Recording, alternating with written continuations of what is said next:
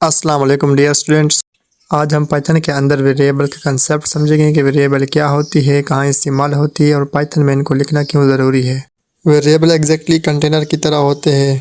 जिस तरह आप लोगों के किचन के अंदर कंटेनर होते हैं जिनमें दाल, आटा, चीनी होती है, तो एग्जैक्टली वेरिएबल भी पाइथन प्रोग्रामिंग के अंदर इसी तरह के होते हैं, जिसकी वैल्यू को हम बड़ी आसानी से चेंज कर सकते हैं। चलते हैं कंप्यूटर स्क्रीन की तरफ और देखते हैं कि वेरिएबल क्या होती है। तो एग्जैक्टली जैसे हमने पीछे डिस्कस किया कि वेरिएबल हमेशा वो चीज़ें होती है जिनकी वैल्यू हमेशा चेंज होती रहती है, यानी कि वेरिएबल की वैल्यू कभी फिक्स नहीं होती। मैं आपको एक एग्जाम्पल के ज़रिए से इसका कंसेप्ट क्लियर कर देता हूँ। मिसाल के तौर पर ए नाम की मैं एक वेरिएबल बना रहा हूँ जिसकी वैल्यू मैं कर रहा हूँ एक, और सिंपली प्रिंट ए करता हूँ तो मुझे ए की वैल्यू मिल जाएगी, यानी कि एक मुझे मिल जाएगा।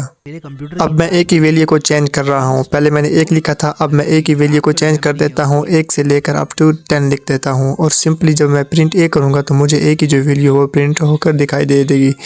अब ये साबित हो गया है कि हम वेरिएबल की वैल्यू को चेंज कर सकते हैं। पहले जो है ना वेरिएबल की वैल्यू एक थी और अब हमने वेरिएबल की वैल्यू को चेंज कर दिया। तो ये कंसेप्ट होता है पाइथन के अंदर वेरिएबल का।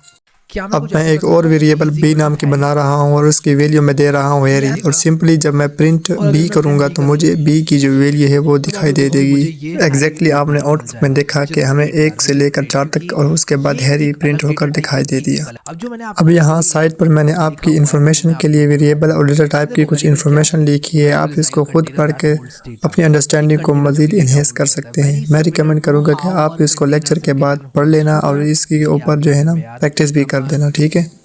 इंशाल्लाह हम अपने नेक्स्ट लेक्चर में पाइथन को मज़ीद जानेंगे और पाइथन के अंदर मज़ीद इंटरेस्टिंग चीज़ों को भी पढ़ेंगे। तब तक अपने भाई को दुआओं में याद रखना और मेरा चैनल को सब्सक्राइब करना ना भूलना।